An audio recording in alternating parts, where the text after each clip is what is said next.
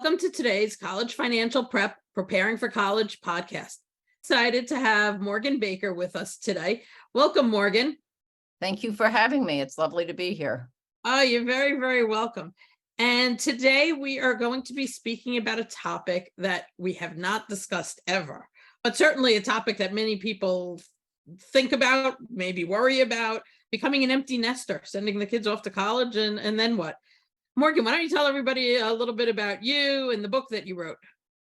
I wrote a book called Emptying the Nest, Getting Better at Goodbye, and there it is. And I have been a writer all my life, and I teach writing. I teach at Emerson. I teach privately through Zoom now that we have Zoom. And I also am an empty nester. And so what happened for me is that when my daughter left for college, my older daughter, we had also just parted with a litter of 10 puppies. And the two things combined together, I thought saying goodbye to the puppies would be easier and also give me some strength or experience in saying goodbye. And when Maggie left, I would be okay. Well, that didn't happen. I got sad when the puppies left, which totally surprised me. And when Maggie left, the first semester she was gone was okay because I was going to visit her at school. I'm going to stop you for 1 second, only because, and I don't do this, but this is kind of like live podcast, and my dog is Maggie, and my dog Maggie is at the door. So I'm going to for 1 second. Sorry about that. I didn't mean to interrupt you. Whoops. Dogs are a huge part of my life. I totally get it. Mine might be charging through the door any second. Anyway, I fell into a depression during my Maggie's second semester. And it took me a while to get out of it. But one of the things that I wish I had known beforehand was who I was as a person separate from being a mother. And for me, for a lot of different reasons, being a mother was incredibly important. I'm not saying that it isn't important to everybody, but it was something that I really wanted to do well. And so I've been reading all these things like, oh, you should still exercise when you have babies and stuff. And I was like, I didn't do anything. I just was kids. And after Maggie and the depression, I realized I need to find me and what I'm good at, or what not even good at, but what I enjoy that's just for me. And so that was the lesson. I took that away from writing the book. And the other thing that I took away was that when you do say goodbye, it takes a while to figure this out, but when you do say goodbye, it's not like the door is closed. It's just a reorganization of that relationship. Even if, and I've said this about, even if my mother's died 18 years ago, and at first I was like, well, that's bye, but she's still part of my life. I still have a relationship with her. It's just a very different construct than it was when she was alive. And that's sort of what happened when Maggie left. It took me a while, but I figured it's just a different way of looking at our relationship. And it's not worse or better. It's just different. Maggie went to school. And what did you do to find yourself? What have you been doing? What do you suggest to parents? What's been your path? I think for parents who are saying goodbye to their kids as they go either to college or the military or to work is to sort of reflect back on who they were before they had kids and what were the things that they enjoyed doing then, because maybe some of those things will be rewarding now. I quilted a little bit before my empty nest, and then with the empty nest I started sewing a lot more and I just make quilts a lot, and I give them away to people who have had babies, weddings, graduation from high school. I even made a divorce quilt. That has filled some of my time. Also having adventures, which I didn't know that I liked. I always thought that I was not an adventure person, but my husband and I moved to Hawaii, and that was a huge adventure. And I think reestablishing or changing the relationship you have with your partner. if you are with a partner, also is something that I didn't really expect. But I have a lot of fun with my husband, which when we had kids at home, it was just like, we are parents, we are parents, we are parents. And it's not like we have huge romantic evenings or anything, but we watch TV together, we eat dinner together, we eat fried egg sandwiches for dinner. We don't have to cook like a meal for a whole family. That's fun. I think for people who are going into this, the one of the other things that I learned, and I said this at a panel that I was on, is that you have to let your kid, and this I find really hard to do, but you have to let your kid lead you.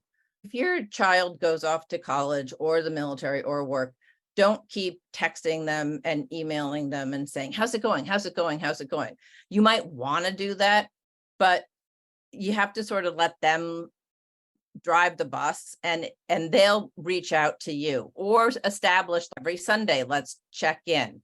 But to give them some freedom and some independence is really important. And it's really hard to do. When my second daughter left, she went to school much closer across the river. And she said, you cannot reach out to me for 6 weeks. I'm going to pretend I'm going to college in Ohio and you can't talk to me. And it was a long. How awful was that? No, it was awful. It was awful. And we were both, how many weeks gone?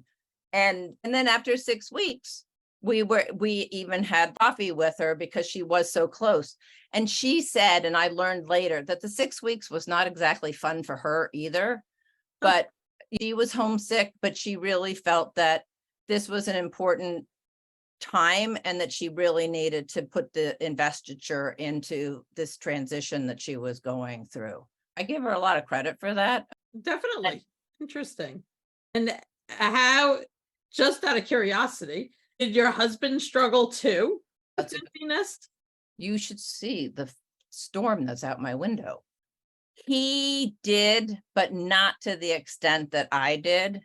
He really missed the kids a lot, and he missed doing the things that he did with them. My older daughter and he were big football fans. And so suddenly he was going to games by himself or watching games alone. I now watch games with him, but I think that took him a while to get used to his buddy not being there and things. And Sundays, he always made waffles for everybody. And then it was like, well, it's just you and me. Do we really need waffles?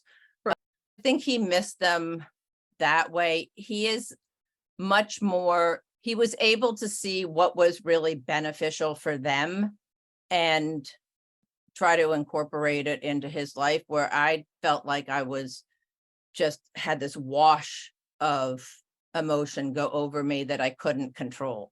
And I think he was more like, oh, this is what I'm going to do. This is what I'm going to do. And I just felt like a big, huge wave of the off the Atlantic had gone over me and swirled me around. And then I was trying to get out of it. All of those people that have, let's break this up in 2 ways. Right now, at this time of year, we have kids that are going the freshman year in a few weeks. What do you recommend to those parents first? And then let's talk about the people that have rising seniors and they know what's coming a year from now and what to do, because mine's as well. For parents that are taking their kids to school, I actually was just reading something recently about this also, and it was more geared towards the kids. But I think you need to respect your kid and go by. When I dropped Ellie off, the second child, at her dorm, I walked back to our car and there was a woman standing on the sidewalk, leaning against a building, sobbing into her phone. And I thought, oh my God, I know exactly what you just did. And I wanted to go up and hug her and say, it gets better. You will get through this. But I decided she probably would have thought I was a crazy person, so I didn't. But I think if I had known or believed or understood that I really would be okay, that would have helped. And I think trying to be excited for your kid and make this about your kid and not about you. Setting up the room, try as much as your kid will let you be part of the setting up the room, do that, because then you feel like you're part of it and you can picture them in the room. I had made Ellie a going to college quilt and we put it on her bed together, and she didn't want pictures taken. She said, you can take one. And so I took one of her next to the quilt. Funny, our kids allow us to do one picture. Fine, So, one on Facebook. right, exactly. So I think, and then I guess what I would also say to parents who are dropping their kids off, have something to look forward to after you leave. Say goodbye. And everybody's different. And some parents, I've met parents who are like, oh, I'm so glad now we get to go do all these things we wanted to do. And for those parents, I think I'm envious that they could do that. But for the parents who are sort of like, who am I? What do I do?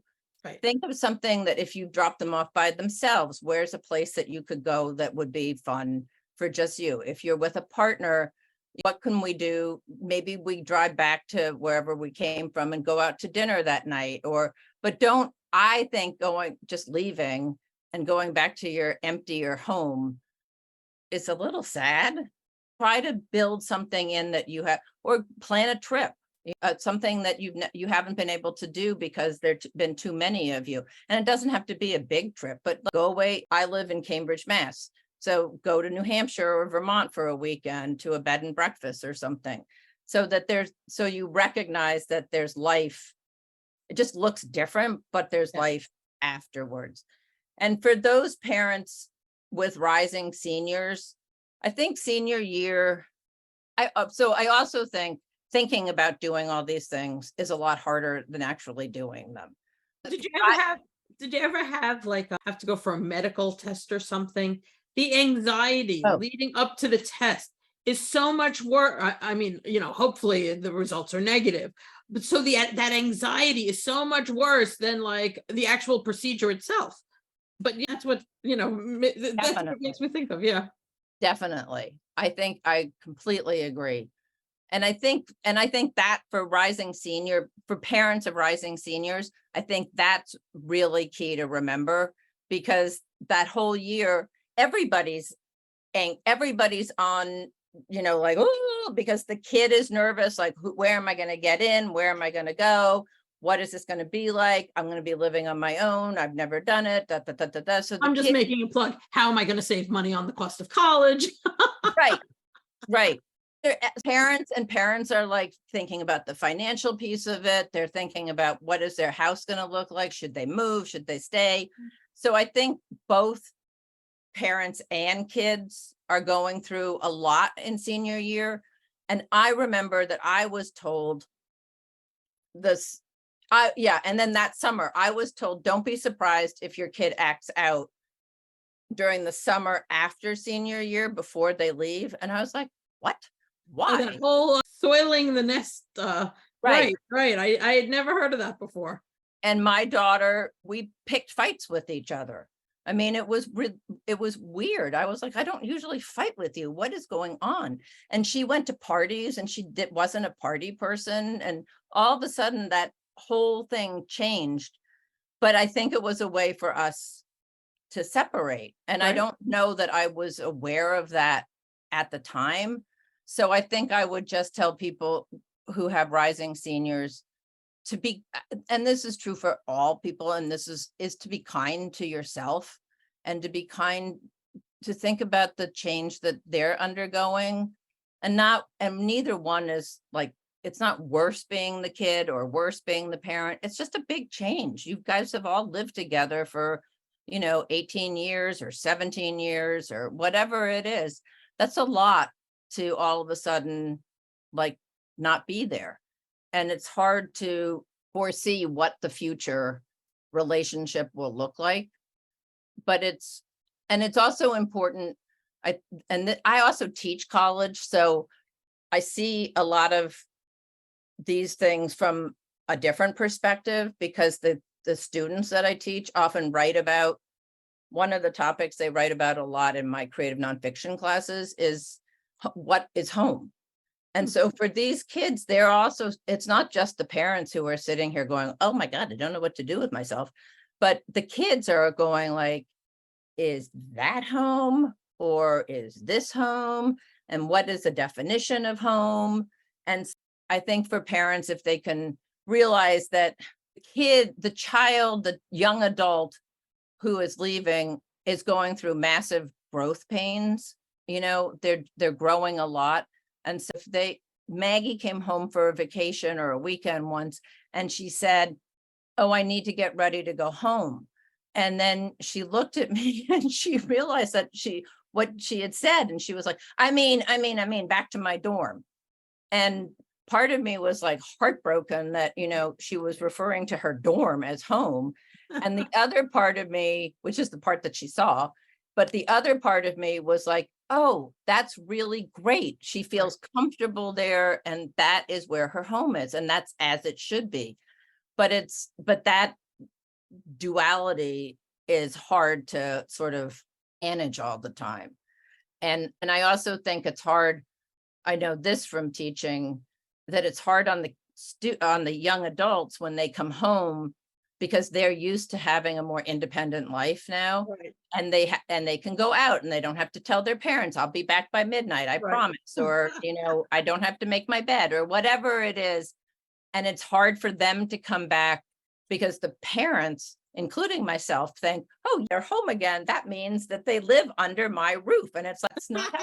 So I think that's the other thing, that if parents can sort of prepare themselves so they're not slammed when these things happen, like if they know they're coming, then it's also like, oh, this is normal or average, or this is a common stage or behavior, instead of like, my child is acting out and being a jerk. It's part of the growing process. And, growing isn't always easy. Right, definitely. Oh, this has been great. I'm so glad to have you here today. Do me a favor, tell everybody about the book again and where they can find it.